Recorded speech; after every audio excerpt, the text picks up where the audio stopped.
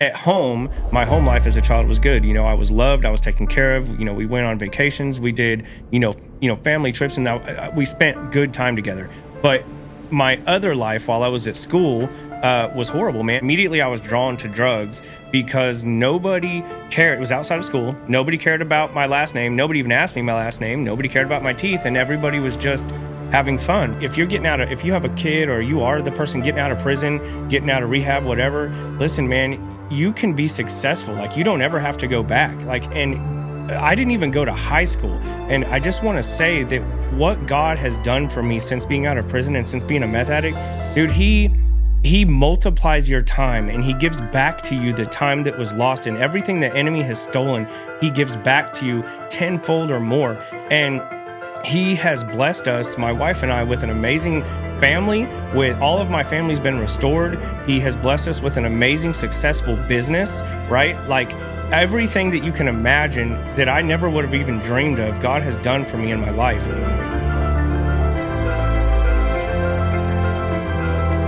Beautiful humans, welcome back to another episode of the I Like Birds podcast. I'm your host, Zach Rippey, and it's a beautiful day to have you with us. So thank you so much for being here. As always, there's been so much support on the new Lisa Patterson episode, and that story has just been getting so much love and attention and just elevating people's faith. So thank you so much for everybody who shared the content from that and is just tuning into that one. It means a lot. I'm so blessed that you're here today. As you see, we got the hats on. Don't forget, we got the new hats on our website. It's a great way to support our show. So go to ilikebirdsministry.com and you can check out the shop that we have there, and you can get yours. And I just want to give a special shout out to everybody that supports us on Patreon. Without you guys, we wouldn't be able to do these episodes that we do every month. So thank you so much for being a part of our community and supporting our show and just really sewing into our ministry with a monthly contribution. You do get access and benefits that I want to tell you about. If you do sign up for that, you get early access to all episodes. You get free entry into our live audience shows, and you also get pre-show hangouts, post-show hangouts with all of our guests, and so many other cool things like merch discounts. And I just want to also tell you, man, this show would not be possible today without our sponsor, Cozy Earth.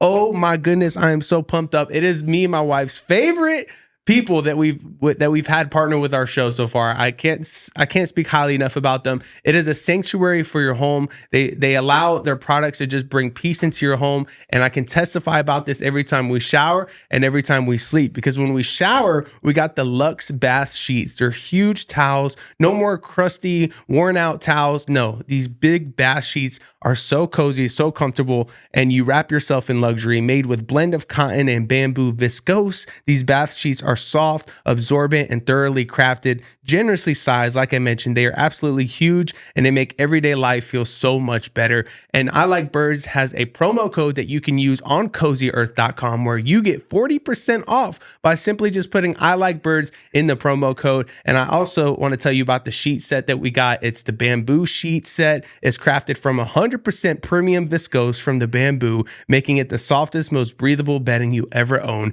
And I can personally testify about that. It keeps us cold, it keeps us cool, it keeps us in love, if you catch my drift. Go to CozyEarth.com and use promo code I Like Birds, and they'll be sure to send you something beautiful for you and your family. So very exciting about that. Thank you guys for partnering with us to just help people feel good at home and just have that peace away from everything else they have going on from 5 to 9. Come on.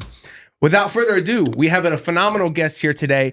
This brother I had breakfast with earlier today has a phenomenal story about hope, about redemption, about faith in the Lord, and about just putting on the armor of God to just do amazing things on the other side of the brokenness that you once experienced. It's a transformation story. It's what power of Christ does in your life. And I'm so happy to introduce Cory Losier. Hey, everybody. Did I say your last name correctly? Actually, yeah, I like the kind of the flair you put on it, and everybody says it different, but the actual pronunciation is actually Losier. So Losier. Yeah. Man, Losier sounded luxury, you know? I mean, there's Losier. Dude, I've heard so many different things, but as long as it's not loser anymore, I'm happy with that. Come on. Your last name was Born. Loser, loser. So when I was born, on my birth certificate still today, last name, I came out with my last name spelled like loser, Loser. Yeah. Man, that's got to be brutal.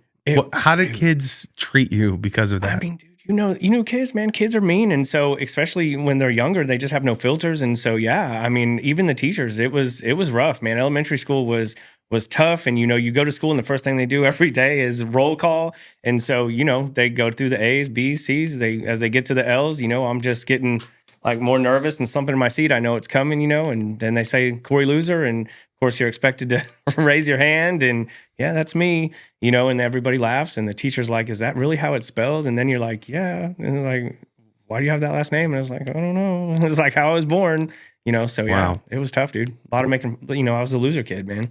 Yeah. And then, so you're growing up with that name, and then you start living out that name. Man, a name has so much power. Words, names. Yeah. I mean, biblically speaking, words and names are powerful, man. And what you believe about the words that you're speaking or about yourself or about whatever, what you believe is truth to you. So yeah, but they're powerful. Words are powerful, man. And our audience won't know this unless they read the description. So I'm going to give it to people that don't like to read the description. From age 13 to 33, you were living a lifestyle of being in methamphetamines, cooking it, selling it, doing it, shooting it, all sorts of things like that. So you were living out the name Loser. So take me back to the family dynamic of things and how you grew up and what led you into that lifestyle of drugs. Yeah, sure. So, everybody wants to know kind of where it started with family and all that kind of thing, and see what, how my family life or my childhood had an effect on it. But it really wasn't my family. My family was loving, it wasn't, my mom and dad should have done this better or any of that kind of stuff, man. I had a good at home. My home life as a child was good. I was loved. I was taken care of. We went on vacations. We did, family trips, and we spent good time together. But my other life while I was at school was horrible, man. And so getting made fun of every day. And just, I also had crooked yellow teeth at the time. And so growing up as a kid. And so it just, between the two things, by the time I made it to sixth grade, dude, I was so tired of being made fun of, man. And so when this kid came from Florida, the summer between 12 and 13. And so that summer, this kid came and I made friends with him, and dude, he introduced me to marijuana, right? To weed. And so I smoked weed for the first time, and it was like the whole crowd, man. Immediately I was drawn to drugs because nobody cared. It was outside of school. Nobody cared about my last name. Nobody even asked me my last name. Nobody cared about my teeth, and everybody was just having fun, right? So it was an immediate draw for me because I could escape my own skin. I could escape the reality that I was in and just move into this fun, laid back, adventurous lifestyle. And so that's kind of where it started. But unfortunately, within a couple years, by the time I was 15, is when the first time that I did meth. And so from that time, and so, yeah, so drug addict from 13 to 33, that 20-year stretch. And then, 18 of those years were meth too. So. Wow. So meth, never done it. Never That's tried good. it. Don't do it. Never even, I don't think, seen it. Yeah, Couldn't man. tell you what it looks like, but I've also seen Breaking Bad twice. So maybe I can. And there's a lot of truth to that, man. I was nothing like Breaking Bad. It wasn't like, massive hundreds of pounds or any of that kind of stuff, man. I was more of a drug addict than anything. Even when it turned into cooking meth, dude, I still was a drug addict, man. I could never make it, and I couldn't make it no matter what, man. It was something always went wrong, or I did all my own dope or whatever, So. Wow. So your family, did they catch on to this early on, or were you good at hiding it when you were a teenager? So as a teenager, I would say up until I was about 19, I was able to still kind of hold jobs here and there, for, a few months at a time, so I'd still job hop and that kind of thing. I dropped out of school.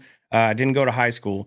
I enrolled in high school, and then I was skipping so much school that I told my mom, I was 16. I told my mom, I was like, look, I'm not going to go anyway. So, but if you sign me out, I'll get my GED. And so I immediately got my GED, but didn't go to high school. And, but until about 19, I was able to hold down jobs. I was able to, I didn't start looking the part. It didn't affect my physical appearance yet. But about 19, I started to lose weight, and it started to really start to affect me, the way I looked and the way I behaved. And so that's when, they started to notice something was wrong.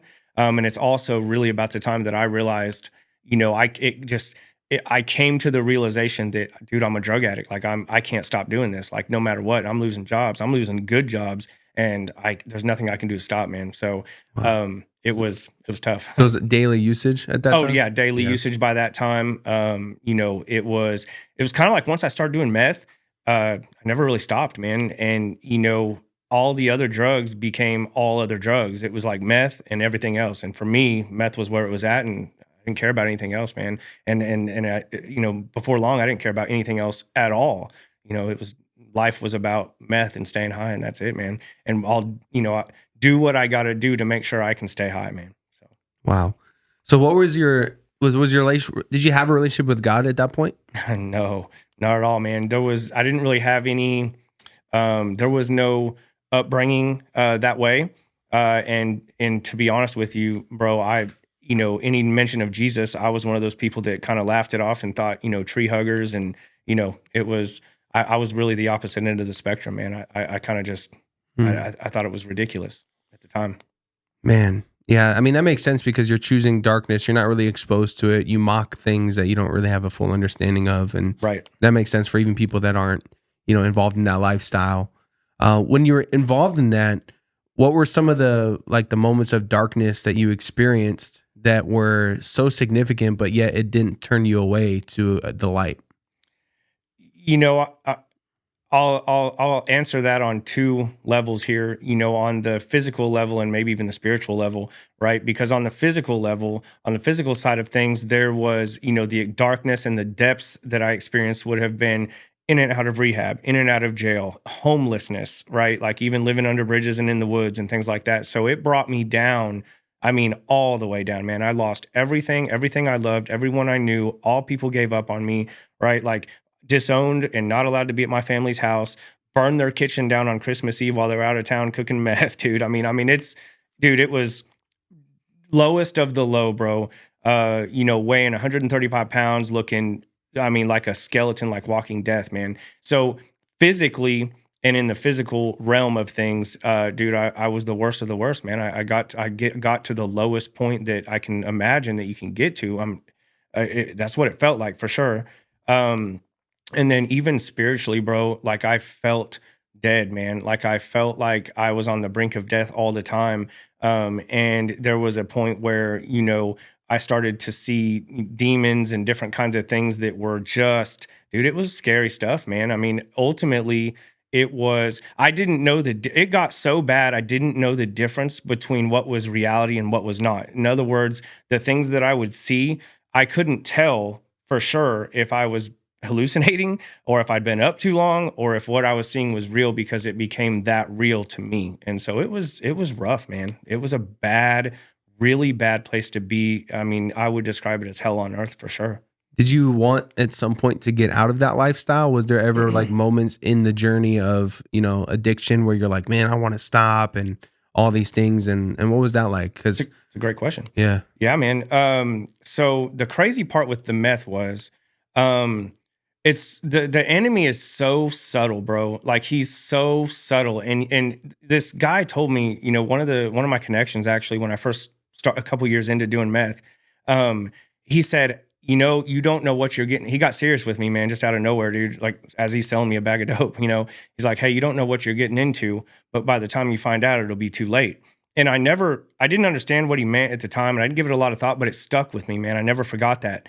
And years later, years had gone by, and then once I realized I can't stop this. Like there's nothing I've tried everything, I can't stop. I've tried rehabs, I've tried, everything the world has to offer, and I just can't stop being a meth addict.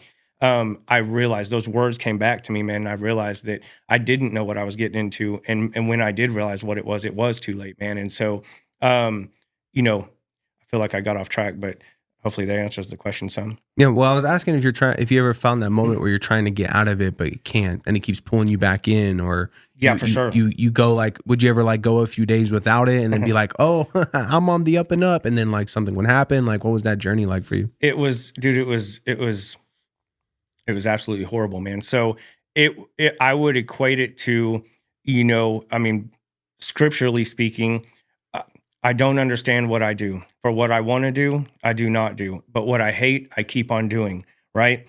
Romans, right? Romans, bro. Yeah, Romans 7. And so, I would throw my needles, bro. Like I would be so fed up, with doing what I was doing and living the life I was living. I would throw my needles in a ditch somewhere, dude, and say, I'm never doing this again. And shortly after, I would have just got done putting meth in my arms, right? and I would throw them in the ditch and say, I never want to do this again. And I was serious, dude. Like, I meant it, bro. In my heart, I meant every word I said. I will never touch meth again. Threw them in the ditch, and the next day, as soon as I came down, dude, I'd go find those needles in that ditch and pick them back up and use them. You know, there were other times, dude, where, you know, I would want to get high so bad, man. I would use needles that I found on the ground that somebody else used, that were used needles that I didn't even know who they were, bro. I used a needle from a friend of mine who had officially been diagnosed with AIDS, like knowing that the chances of me sharing a needle with him, I could get AIDS, and I still did it, dude. That's how bad of a grip the meth addiction had on me. So there was, so yeah, man, there was many times, you know, I would say I wanted to quit for the latter 10 years of it, you know, if not longer, but I just couldn't quit, bro. I couldn't quit, man. Wow.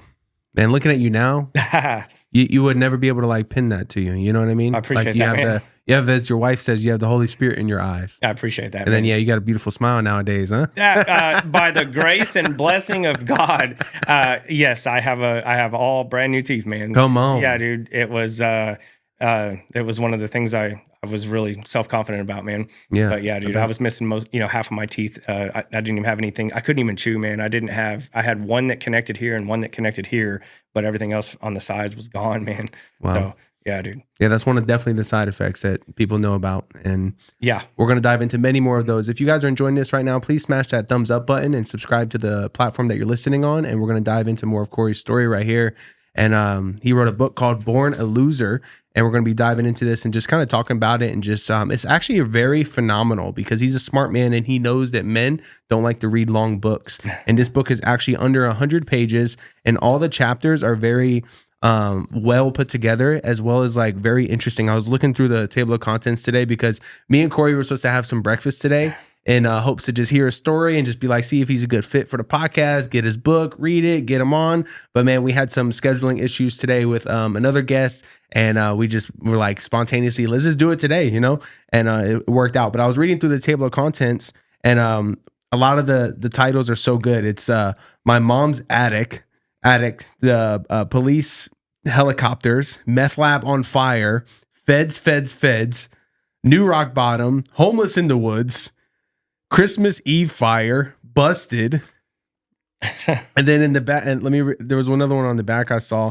It was all redemption, walking off a cliff, new life, anyone can start a business, and how do I stop becoming and how do I stop being an addict?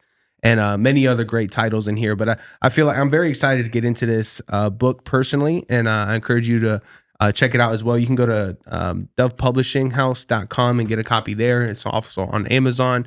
And we're going to just talk about it a little bit more, man, and just want to hear more of your story of what that was like for you. So when did you start cooking it?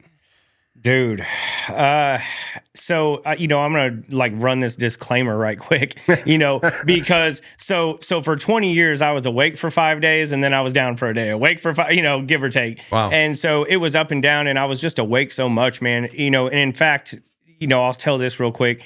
The guy that actually taught me to cook dope, man, I was at his house. I basically lived with him, man. And one day we'd been running around up for days, doing what we were doing, right? And I'm running through the house, man, and he just grabs my shoulders and stops me like in my tracks, dude. And he was never serious, man. I mean, we were just cooking dope, dude, and we were doing dope all the time. So for him to be serious was already something off, and I took him seriously because he was never serious. So he grabs my shoulders, man, and he stops me in my tracks and he looks me dead in my eyes and he says, "Cory, what day is it?" And I laughed, dude. I was like, dude, I don't know, man. Right? And he's like, okay. He's like, "Man, what month is it?" And I was like, "Dude, I don't know. I don't care, bro." He's like, "What year is it?" And I stopped, man.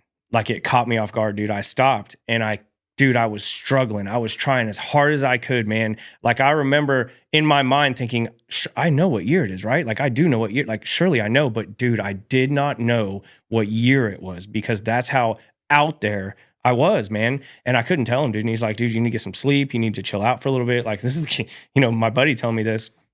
And so, I say that to say this, man. When people ask me like, "Hey, what year did this?" Dude, I don't know. Like, I don't even, dude, I'm lucky to know what year it is now, but back then I don't know exact time frames or anything. So I'll do the best I can. But I would say it was somewhere in my mid 20s, maybe even a little bit later, but somewhere in that range, man, mid-20s ish. Because you were sharing with me at breakfast how that's when things got a lot more sinister. They did. There was kind of stages to it, dude. Like it was, like I was saying at breakfast, man, it was the enemy's so subtle and so slick about things, the way he does it, man. And so, you give in just a little bit and a little bit more. And before you know it, right, like you don't realize how many steps you've taken backwards, right? And so, anyway, so I started smoking it, and that was one level. And then once I started shooting meth, like that was a whole nother, that was a different level altogether. And then when I started, cooking meth and being involved in that whole thing, it was just a different level, man. Like it was, there were spiritual ramifications, man. There was the paranoia and the hallucinations. And like, I would say that, in my mind, like if you're doing acid, right? Like, or you're tripping on LSD or something, like you expect to be tripping, right? Like you expect to see hallucinations because that's what that drug does.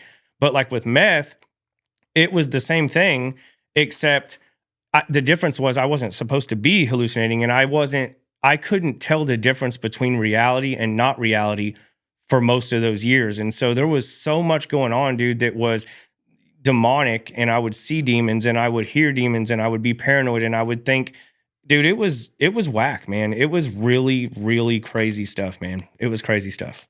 Wow. I don't want any part of that. And I don't wish that upon anybody. And one thing I love about the back of your book is that you say this book is for addicts who need to know that there is a way out. I pray that the words held within these pages will also bring encouragement for mothers, fathers, and family members who see no hope for their loved one that is trapped in the same cycle of drug abuse. Very powerful. I love how you spoke not only to the addicts, but also the family of the addicts in the back of this book, and who it's for. I think that's very powerful. So when was the moment where, there's usage, there's cooking, there's not knowing the year, there's the effects of what it's doing to your mind and your body and your mouth and all sorts of things like that, and your relationships, and you don't have a home, you're everything is you're using needles that aren't even yours. Yeah. Where's the turning point? Is that something that just came suddenly, or was there multiple turning points? I guess I should ask. Yeah, that's a good question too, man. So I would like to say that, I got saved and found Christ and magically just stopped being an addict, and my life turned around and it was amazing from then on. And I lived happily ever after. But for me, that's not how it was, man. So what happened again, I'll do the best I can on the time frames, but about halfway through that 20 years, somewhere around the 10-year mark, I had given up on everything, dude. Like I was homeless. I was weighing 135 pounds. It was pouring down rain, and I was walking down the middle of the road, dude, in my parents' neighborhood at night. And I remember just being like hopeless, bro. Like I had tried everything, dude. I'd been to 30-day rehabs, 60-day rehabs, like everything the world had to offer, like, and nothing worked, man. And I just felt lost and hopeless, dude. And so I went and knocked on my mom's door, man. And I wasn't even allowed to be there, man. But I asked her, I was like, look, if I come here on Sunday, can you take me to a church? Any church? Can you just take me to a church? I've tried everything. I'll try God, right? And that's how I really thought about it. I was like, okay, I'll try God, right? And so it was the only thing I hadn't tried. And so that Sunday I did, man. I went back to my parents' house and my mom took me to a church. And God immediately showed up, man, and began to orchestrate things in my life. Even in the midst of me being in the worst, deepest, darkest place I had been, there was a couple there that attended that church. And when I walked in, looking like I did, man, I expected everybody to really turn away from me, man. But there was a couple that took interest in me, and they said, hey, look, we want to pour into you. We want you to come to our land, and we want you to live with us and clean up, and we're going to feed you, and we're going to send you to this program. We're going to pay for it, and it can help you, blah, blah, blah, right? And so I'm like, I'm jumping on anything at this point. So I went with them, man, and I did. I cleaned up for a couple weeks. It was the longest I'd had clean since I had started. And they sent me to this program. It was called Discovery at the time. It's like a 3-day program.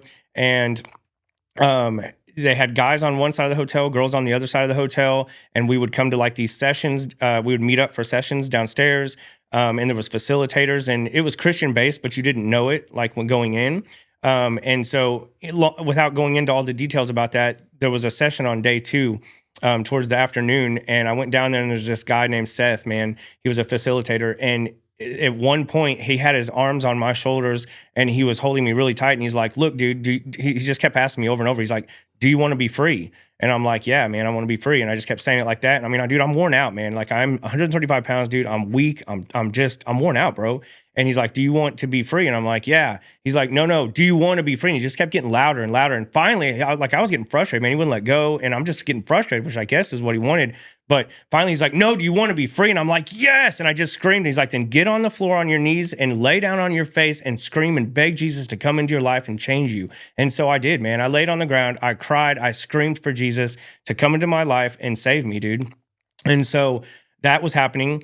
I stand up. And when I stood up, he said he had this white towel in his hand, man, and he was waving it right in front of my face. And he said, you know what this is? And I said, no. He said, this is where your sin is going to be from now on. Now that you're saved, this is where your sin will be. And so that session ended, and within 5 minutes, so I walked up to my room where I was staying, and my roommate hadn't showed up for that session. And when I opened the door, clouds of meth smoke came out of my door, dude. And my roommate had relapsed, and he was in there with a bunch of people doing meth, dude. And so within 5 minutes, bro, and I immediately remembered that towel in my face, man. I'm like, dude, wow, right? So I shut the door and turned around and walked away. And it was the first time I had ever said no to meth. And so I thought to right? So I'm looking at your face, and I'm like, yeah, man, that's how it was. And so I remember thinking to myself, I'm never going to do meth again. Like, I'm never going to sin again. This is great. I'm saved. I'm going to find out who Jesus is, right? And I'm going to, follow Jesus, right? And then within 2 weeks, man, I was shooting meth again. And so then that started the next 10 years of my downfall. But the difference was, dude, I knew I was saved, man, because from that moment on, I was convicted, bro. Drugs were never fun again. No sin was ever fun again, dude. And so those next 10 years were way more miserable than the first because I hated what I was doing, bro. And so that's where I got saved. But nothing changed, bro, other than I was more miserable, and I knew God, and I talked to God, and I still, through all of that, had a relationship personally with God, and I talked to him and prayed, and dude, it was just a rough 10 years, bro. But I still was an addict, and I couldn't stop, man.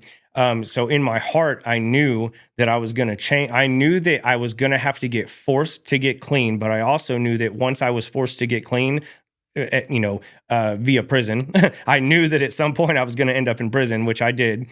But I knew that when I did go to prison, that I was never going to go back, man. And so the day that the cops chased me and tackled me to the ground with dope for the final time, they put me in the back of the police car, man. And I remember I laid my head on the back of the police car, and I just breathed this sigh of relief, dude. I was so glad to go to prison, man. I was happy I was going to prison because I was relieved, dude, because I was tired, dude. I was tired of running. I was tired of living that life. I was tired of disappointing God. I was tired of being tired, bro, but I couldn't stop. And so I went to prison, dude. And when I did, man, I immediately started getting in the Word. I immediately got right with God. I started leading Bible studies. I did all of the things that I was supposed to do, and I never went back, brother. And so then, but that's really where the turning point was. So got saved, but then, that's not really where it turned around, but that's where my heart began to change. And then once I went to prison, that's where that's where everything started to turn around, man. Wow, that's so cool, man. What a journey. And it just shows that, like, once you find Christ, doesn't mean everything's going to be okay in that moment, as far as like all the other things that you're struggling with, but it does mean there is a renewed hope, and it means that Christ is working. Even when you're still, sinning and falling short of the glory, he's still showing up, and he's still making a way, and he's still making a path for you to find him even deeper and deeper and deeper. And it sounds like that's what it was. And thank God for prison, like, come on. We do prison missions. We've been doing that for since January of 2024. And we've done about 6 of them now. And each time, man, I go in there, I feel like there's a fresh wind of God. There is the Holy Spirit there that is not the same Holy Spirit in the church for some reason. The men are on fire for the Lord. I love to see their their hunger for Jesus and the way they pursue him, the way they study the word while they're in there. They even got little tablets now where they listen to like sermons and stuff like that now, which is huge. And I'm just always encouraged when I go out there to the prisons just to see how God is still moving in the prisons in a big way. Jesus says it like it's not the healthy that need a doctor, it's the sick, right? That's right. And it's the sinners that are, not that we're all not sinners. It's just that the guys in prison obviously have been messing up somewhere. And a lot of times the guys that have messed up the most are the most thankful when they're saved, man. I am so grateful, brother, because of where I came from. And I'm just eternally grateful, brother. Yeah, there's even a scripture about that where the master or the king forgives the one that has the most debt, and that one's the most grateful, for the forgiveness rather than the one that had a little bit of debt, That's right. And that's very spiritually in line with how you must feel for that forgiveness that the Lord has given you, and that he's birthed in you, man, to not only that, but now he's leading you into kingdom work. Yes. And I want to say something else about guys in prison, man, too. They, a lot of times people think that guys that are in rehab, or people, I should say, not guys, people in rehab or people in prison must be, the weakest people because, they allowed sin, or they allowed, whatever it is, addiction, to get them there. And, they must be weak. But dude, it's really not that way, man. It's really the other way around, man. Satan's trying to take down the strongest men and the strongest women. He's trying to take them out of the field completely, dude, because if he can get them to not be effective in the kingdom anymore, lock them up, whatever it is, then that's what he's going to do, man. And so, I always, when I go talk to these guys in prison, man, or in rehabs, man, I always reassure them, man, don't think that you're weak, man. Know that the enemy saw you as strong. He saw you as a threat. That's why he came at you the way he did, to take you out of the equation completely, man, so that you can't be effective. But anyway, yeah. Wow. That's well said, man. I did write something down from our breakfast that was so significant when we talked about this. I was sharing with you that a friend of mine gave me a book called Meth Equals Sorcery. Meth Equals Sorcery, yeah. Steve Box. Yeah, by who? What's his Steve name? Box, I believe. Steve Box, yeah. Over 100,000 copies are in print. And on the cover it looks like child sacrifice. And I was like, yo, how's the book? Because the cover really threw me off, because the cover felt so demonic that I was like, I don't even know if I want to like own this book. You know what I mean? Somebody gives you something, you got to be very weary, and sometimes you got to be like, all right, is this for me, Lord? Like, is this safe? All that stuff. The cover made me feel no. I looked at the back, and then I start reading more about it, and I look inside of it, and I see it's all very much so pointing to Christ. So I was very happy about that. But you said something significant that talked about meth equals sacrificing your kids. Man, there are two sides of that too, man. Obviously it doesn't take a lot of research to find out that people actually really do like legitimately sacrifice their kids. But when it comes to meth, man, or any other false god for that matter, when you choose to worship that god, the god of meth or the god of whatever, with meth, I've seen it over and over. I don't know that I've ever known, I sure can't think of even one example of anyone I have ever known in the meth game very long that kept their kids, bro. Like CPS takes their kids and they lose their kids every time, or they're pimping out their daughters, right? Like for crack or for whatever. Like, I mean, they sacrifice their kids, man, to stay high and to continue to worship this God of whatever it is, right? And so, yeah, I think that it is absolutely the pull is so strong, dude, that people absolutely do sacrifice their children, man, and or their husbands or their self, right? Like, I mean, women. I've so many times, man. I would see it breaks my heart, man or woman. But I just remember seeing these girls, these beautiful girls, young, not knowing what they were getting into either. And you see them, and then a few years later, you see them again, and you don't even recognize them. I remember this girl that I felt like I knew pretty well, man. It was that case, man. I'm a really pretty girl, right? And a few years had went by, and I hadn't seen her. And then I was at this gas station, man, and out of nowhere, like I'm just coming out of the gas station, and some random girl's running up to me, and she like immediately hugs me, and she's like, "Hey, Cory, blah blah blah."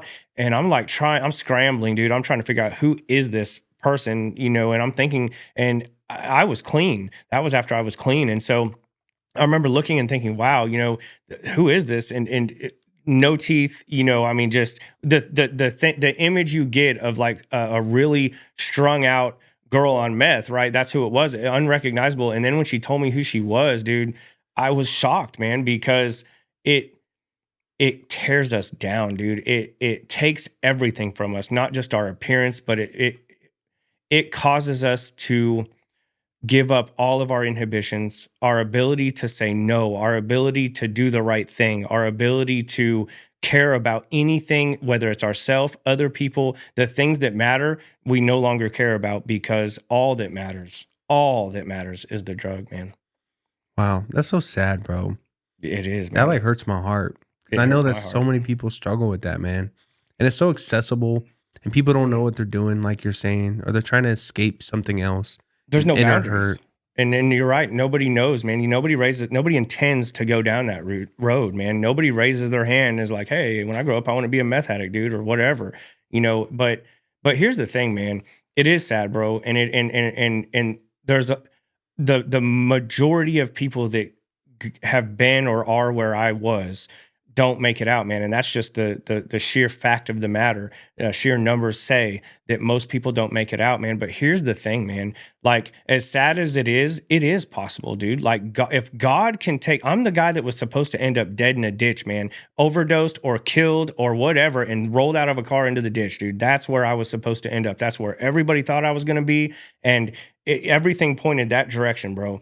And so if God can take me and where I was and raise me up, dude, and save me and take me out of that life, dude, and not only just save me and put me and give me, he made me successful, bro. Like, not only is recovery possible, no matter how long it's been, whether it's been 5 years, 10 years, 15 years, 20 years, if you're somebody, if there's parents out there, moms and dads right now, that their son or daughter's been in addiction for 20 years and you're thinking you're never going to get your son or daughter back, right? Look, that's a lie from the enemy, dude, because after 20 years, God rescued me, and he can do the same for anybody else's son or daughter too, man. So life and hope is possible, man. God, all things are possible with God. And so, I don't think we were supposed to get that far yet, so man, good, but it's so true. No, it is, man. So true. And you look great. Appreciate it. You don't look 128 pounds or whatever you were. No, not now, man. I stick around like 195 or so. There you go. You work out? Yeah, a little bit. Yeah, nice, once in a while. I lift my kids a lot. There you go. Come on, dad life. Let's go. That's it. I love that. So how long were you in prison? I didn't do very long, thankfully. Man. I got a 2-year sentence. I did 1 year on that, basically, and then 1 year on paper. And so that's not bad. No, so look, man, here's the thing. God, dude, is like, when I said God started working on my behalf and orchestrating things immediately, I mean, God started working on my behalf, dude. And so even in prison, God blessed me, man. He gave me the best job I could have gotten in prison, right? I worked in the commissary store, so I had air conditioning for half the day, which none of the other prisons. You have Cozy Earth bath sheets? I did not, but I will say my wife has already, since you told us that and gave us the promo code, dude, she has already looked up and I think already ordered one. She's right over here. She's amazing and beautiful. And so, dude, we're going to be enjoying the Cozy bath sheets very soon. Amazon's like right up the street from our house, so I think they can probably have it here by tonight at 10. So yeah, dude, it's great. So yeah, in prison, man, that's so funny. In prison, having a really cool opportunity to like not have to, you had a good job in prison, essentially. Good job in prison. Yep. And best housing I could have gotten, best job I could have gotten, and it was crazy because like I pulled up on the bus, dude, wearing shackles again. And, I roll up into like the unit where I landed, where I was going to end up doing the rest of my time. And I walk into a panel of guys, there's a panel of officers or whatever that decide where you're going to work at. And so I walked in and immediately they looked at each other and they were just out of nowhere, dude. They were like, hey, didn't we just have somebody quit in commissary today or get fired from commissary? Let's put them in commissary. And I'm like, okay, I didn't even know what that meant really, And so, but then later looking back, I realized now that was a huge blessing. And it automatically, like, there were 3 buildings, and you're supposed to start off in like the kind of rough building and work your way up with good behavior to like the good building where it's kind of chill, over a period of time, bro. But with commissary, you automatically go to the best building and you automatically get a bottom bunk. And so, dude, it was like, I know those things sound so trivial, but in prison, it's such a big deal. And so, sounds biblical. No, I mean, honestly, yeah, I mean, Paul was in prison. Yeah, you go from the pits to the palace. Pits to the palace, man. And so, but anyway, no. So God showed up, dude. all through prison. Just my family began to be restored to me, during that time frame. At some point my family started coming to visit me again and things like that. And so all of that, he really just started molding me and changing my heart and really working things out, man. And then when I got out, dude, the day I got out, I remember, and this is kind of what stuck with me all these years until, recently. And now we're just now getting ready, being able to go and share, this testimony with people. But the day I was getting out, we were all sitting on a floor, a group of us waiting for them to open the doors, man. And I remember, the conversations, dude. Like I was just quiet, man. And I was listening to the conversations, and these guys that had been in there 5 and 10 and 15 years, dude. We're talking about, yeah, my wife's about to pick me up, dude. We're about to get high. We've got a bunch of dope already, and all these things. And I remember thinking to myself, dude, after 15 years, you're going to go back. And the scripture came to mind, as a dog returns to his vomit, right? Like, so a fool repeats his folly. And so I just remember thinking that. And then I was in just shock and disbelief, man. Like, you have not changed at all, right? And I watched it unfold. When we walked out the doors, I saw clouds of smoke coming out of their cars. And I saw guys take the TDC check that was supposed to be used to get to your halfway house or wherever, go across the street and buy alcohol with it. And just all the things that, got you here. You're immediately on day one, walking out. And I remember getting this vision of like a herd of cattle walking off a cliff, man. And that stuck with me, dude. And that's in the book, man. But that's really where my desire to help people, man. These guys don't know, bro. People don't understand that they don't have to do this anymore, man. They don't have to stay in that lifestyle, bro. But there's not that many people going back and telling them that have been successful, that have a success story, that are sharing that, man. And so that's really where everything has come to at this point, man. I took that and I held on to it, and that's what we're trying to do, man. I'm trying to share it with as many people as possible, especially dude, I watched my parents heartbroken, man. I watched them age, right in front of me. And I watched every time they saw me, it was like they were heartbroken, dude, just to look at me, dude. They would immediately start crying, just to see me. And so I watched their hearts break over that 20-year period, and them have to tell me, you can't be here. The police are going to be called if you come here, whatnot, all that stuff, knowing I was homeless and just not being able to do anything about it. I watched the heartbreak of my parents, man. And so I think about the family members now too, man. Like, it's not just the addict, it's the families too, man. The heartbroken moms and dads and wow, whatever. Do you feel like there was anything your parents could have done during that 20 years to help you? A lot of people ask that question, other than, and here's the thing, man, with this addiction, I don't believe that anyone could have done anything, said anything, or done anything to change my mind, man. I was doing what I was doing by my own choice and because I was an addict, bro. And I think every parent is probably thinking to themselves that has a kid that's an addict, oh, this is my fault, right? Like, I should have done, if I'd have done this or I'd have done that better.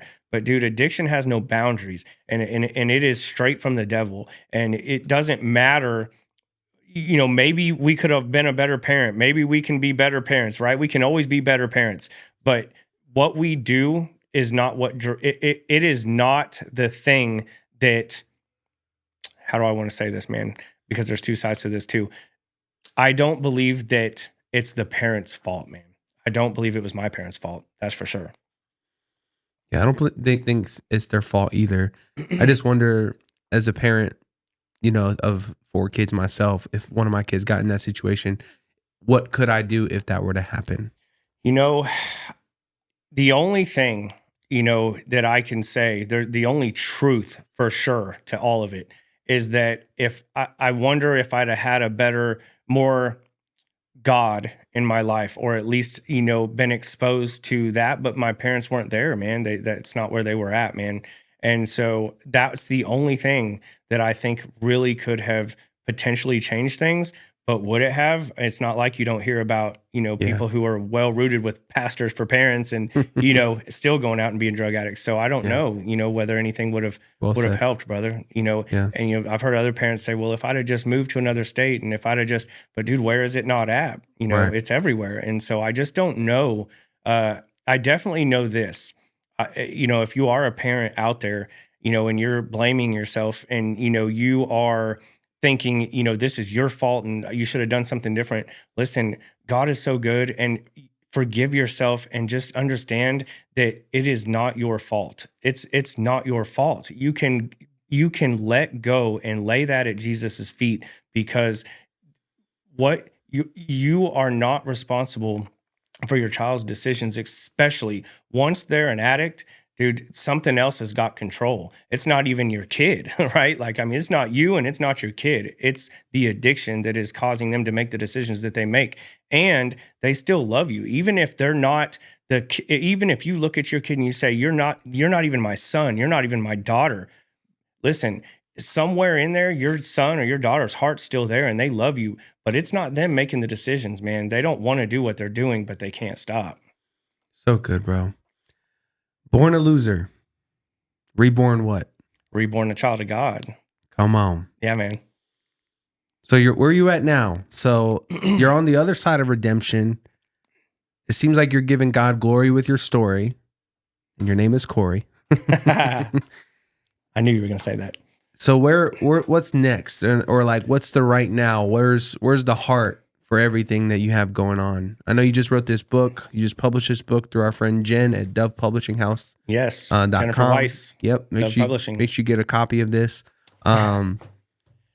Where's God calling you? Where's your heart going next? Yeah, man. So my wife and I are, have a real strong desire to help anywhere in the arena of addiction.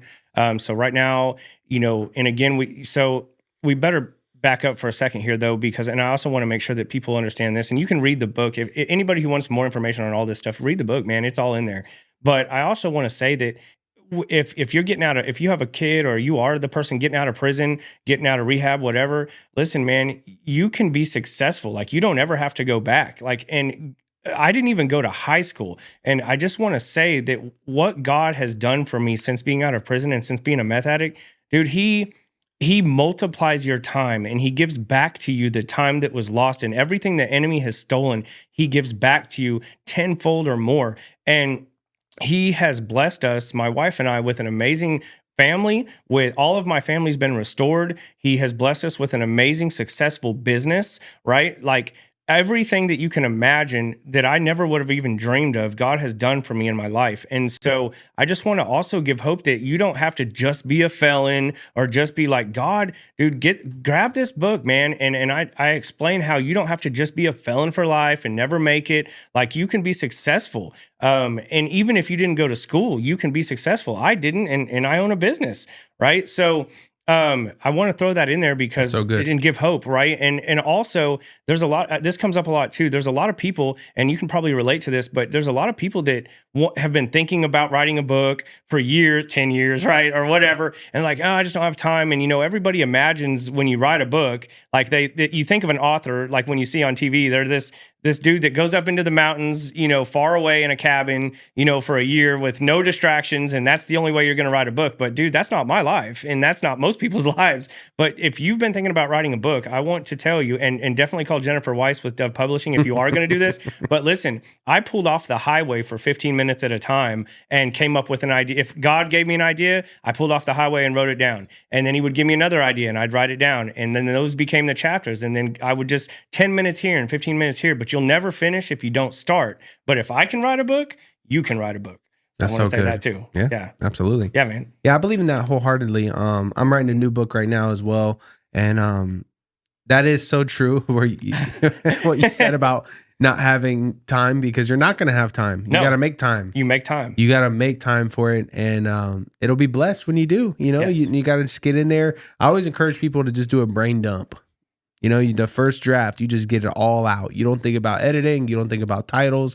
Nope. You don't think about subtitles. You just get it all out. Of course, if the Lord gives you like a subtitle or a title, write it down. Sure. But at the same time, it's like, Just get it all on the page, and then on your second draft, you use your editing brain to go in there and structure it and do better things. So, Organize it later. Yeah, exactly. Yeah. Organize it later, and just and even maybe just outsource that part. You know what I mean? So. That's basically what we did. Yeah, for sure. Because I'm not so organized. Yeah. When did you write this? Did you write this? So it got published last summer. I'm looking at my wife. I want to say this last summer that just passed, so not that long ago. It took me probably a year and a half, give or take, to piece it together.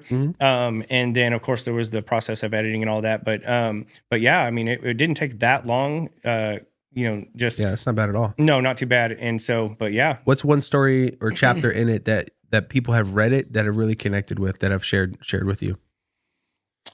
The feedback has been so good, man. I think that I've gotten the best feedback I think that we've gotten has been from parents or loved ones of addicts, saying that they really appreciate how raw it is and how it's given them the ability to understand an addict's mind and where they're at, when they're going through these things.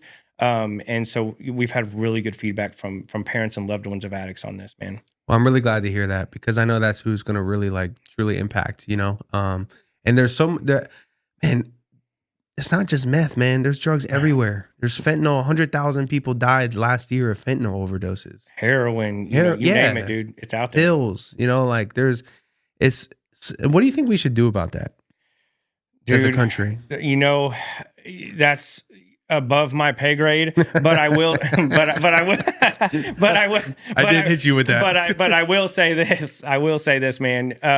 The answer is Jesus, brother. It all comes back to Jesus. You don't, Amen. If you want to fight something spiritual, you better use something spiritual to fight it, brother. And drugs are a spiritual thing. And so fight it with Jesus, bro. Very well said. Yeah, that was the only thing that worked for me. And I tried everything else, man. So. Well, come on. What's next for Cory? Dude, my wife and I, there is no just Cory. My wife is my partner and my team member in this, man. And shout out Christina, my amazing, beautiful wife. And so we are, man, our hearts are for anything addiction, brother. We are going, so right now we're speaking in prisons, rehabs, churches, doing everything we can to get to share. The Bible says by the word of your testimony, bro, and it's the blood of the lamb and word of your testimony. And that I have both. I have those things. And so that's all I'm equipped with, man. I'm I don't have a degree. I have nothing but my testimony and what God's done in my life, man. And what he's done is miraculous. And where I am now from where I was is nothing short of a miracle. And so I could only be where I am because of God. And so, this whole thing is to give God glory in the first place. It's to give other people hope and encouragement that this can be done, and to give God glory, man. Wow. Jesus sent you a woman with Christ in her name. Isn't that amazing? That's amazing. Man, and she exemplifies that on a and in her daily heart. basis, and in her heart. Yes, that was a breakfast. That was a good breakfast, by the way. Yeah, man. Yeah, we should probably lift that business up too. Yeah, our place in Burleson, Texas. Come on, they actually sponsor a show that was just in here. They sponsored the show that was before ours, and I'm like, how do we get that? We go over there a lot. Who do we got to talk to get a sponsorship for our place? Yeah. They got great coffee too. It was good, man. Good food, dude. The omelet was good. French toast. I probably ate more than I should have, but it's all good, man. Yeah, you're going hard. Bro. I like to eat. Yeah. Well, dude, I didn't eat for 20 years, so now it's like recoup. I like food, bro. Yeah. That's awesome. Yeah, I mean, it makes sense. Yeah. Do you feel any of the side effects from that for 20 years? It's a good question too, man. I will.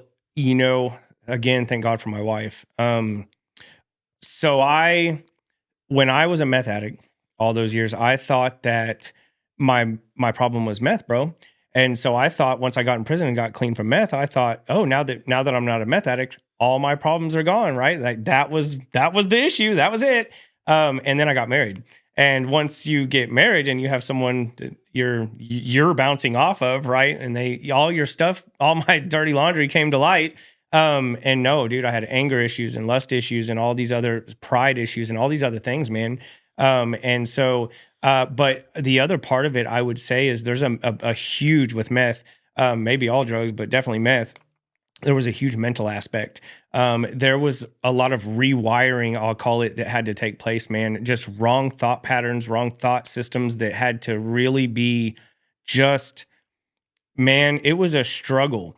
I, it's a really a can of worms, Zach, but, there was some mental things that had to really had mental changes that had to heart changes, mental changes that had to take place. And there was a lot of other things like, paranoia did not go away immediately like I thought it would. I was paranoid to be in groups of people. I had a hard time making eye contact with people. I had a hard time speaking in front of people. I had a hard time, just my social etiquette wasn't there because I never learned any kind of social etiquette, not from school and not from, any workplace or college or anything. And so, there was a lot that came with 20 years of meth abuse, man, that had to be relearned. So, God changed my heart and has renewed and is renewing and transforming my mind along the way. But I mean, it's still a process, man. There's still things that, I find myself thinking that are like, hey, man, dude, that doesn't line up with the word of God, man. That's probably all of us. But yeah, man. So there was some mental, things also. Interesting. I feel like you're very positive, happy, Yeah. outgoing now, but do you ever struggle with regret or shoulda, woulda, couldas, or like, are you hard on yourself ever for those 20 years? No, man, not at all, actually. So I have zero of that going on. Good.